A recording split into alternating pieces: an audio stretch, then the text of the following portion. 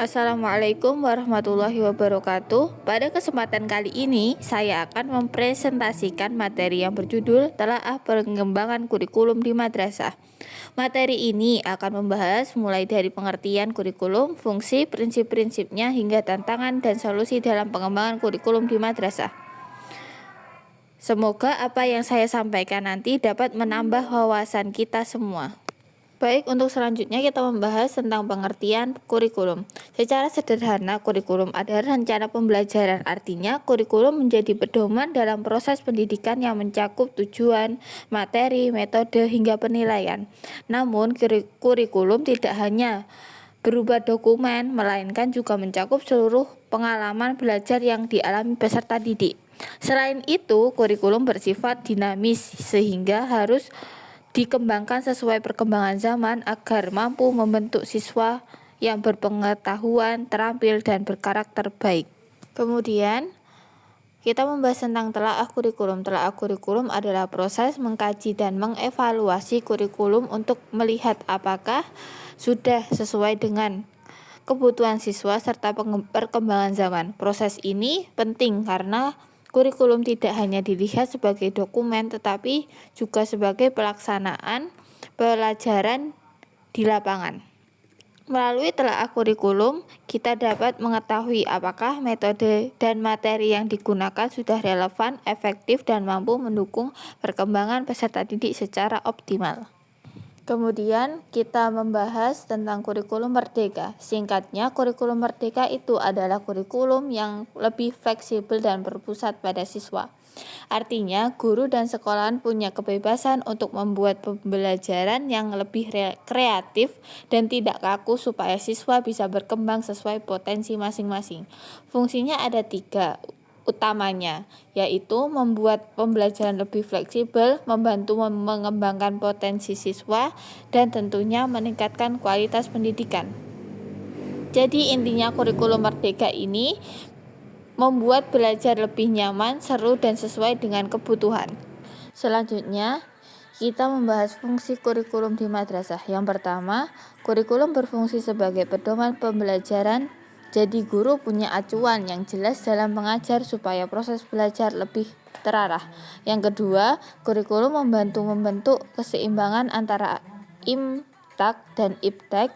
Artinya, siswa tidak hanya pintar secara akademik tapi juga memiliki iman akhlak yang baik. Dan yang terakhir, kurikulum membantu mencapai tujuan pendidikan, yaitu menciptakan lulusan yang berilmu, berakhlak, dan siap menghadapi perkembangan zaman. Jadi kurikulum di madrasah itu sangat penting untuk membentuk siswa yang seimbang dan berkualitas. Selanjutnya adalah integrasi ilmu.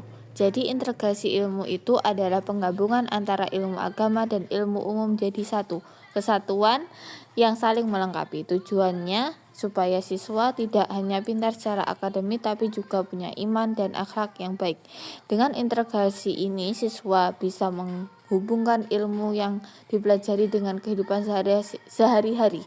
Misalnya, belajar sains juga dikaitkan dengan ayat-ayat Al-Quran. Jadi intinya integrasi ilmu membantu siswa jadi lebih seimbang antara imtak dan iptek. Prinsip kurikulum ada 3 prinsip utama, yaitu konservatif, kritis, dan kreatif. Prinsip konservatif artinya kurikulum tetap menjaga nilai-nilai budaya dan agama. Lalu prinsip kritis yaitu mampu menyaring dan menyesuaikan nilai lama dengan perkembangan zaman. Dan yang terakhir adalah prinsip kreatif yang mendorong motivasi dalam pembelajaran supaya siswa bisa berkembang lebih optimal. Kemudian adalah karakteristik madrasah. Yang pertama, madrasah itu bersifat integratif, artinya menggabungkan ilmu agama dan ilmu umum dalam pembelajaran. Yang kedua, berbasis nilai keislaman, jadi tidak hanya fokus pada ilmu tapi juga membantu akhlak dan karakter siswa. Dan yang ketiga, adaptif dan kontekstual. Artinya madrasah mampu menyesuaikan dengan perkembangan zaman dan kebutuhan siswa. Nah, di slide ini kita bahas pendekatan pembelajaran di madrasah. Nah, intinya pembelajaran sekarang itu berpusat pada siswa. Jadi bukan cuma guru yang aktif tapi siswa juga ikut terlibat. Nah, mereka diajak berpikir kritis, mandiri, dan lebih kreatif. Selain itu, kita juga pakai model berbasis project based learning. Nah, jadi siswa nggak cuma belajar teori, tapi langsung praktek lewat proyek nyata. Dengan cara ini, mereka memahami materi jadi lebih mudah karena bisa dikaitkan dengan kehidupan sehari-hari. Jadi belajarnya nggak membosankan, tapi lebih seru dan bermakna.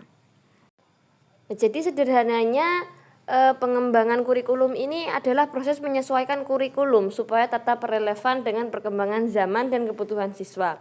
Nah, jadi kurikulum itu nggak kaku, tapi terus diperbaiki dan disempurnakan. Dalam proses ini ada beberapa hal yang diperhatikan, seperti tujuan pembelajaran, materi, metode, sampai evaluasi. Tujuannya apa? Tujuannya supaya pembelajaran jadi lebih efektif dan sesuai dengan kondisi sekarang. Selanjutnya kita bahas tentang tantangan dalam pengembangan kurikulum. Ada beberapa kendala yang sering dihadapi dalam pengembangan kurikulum ini. Misalnya fasilitas yang masih terbatas, pelatihan guru belum merata, dan juga metode pembelajaran yang kadang masih tradisional. Nah, hal-hal ini bisa bikin penerapan kurikulum jadi belum maksimal. Jadi, penting banget adanya peningkatan fasilitas pelatihan guru dan inovasi dalam mengajar supaya kurikulum bisa berjalan lebih efektif dan sesuai dengan kebutuhan zaman. Setelah kita mengetahui apa aja tadi tantangannya, di sini kita akan membahas solusi dari pengembangan kurikulum tersebut. Yang pertama yaitu kurikulum harus menyesuaikan perkembangan zaman, terutama teknologi dan kebutuhan masyarakat, supaya siswa itu mempunyai kompetensi yang relevan dengan keadaan masyarakat. Yang kedua, penting untuk meningkatkan kualitas guru melalui pelatihan agar bisa mengajar dengan metode yang lebih efektif dan aktif dan juga kreatif.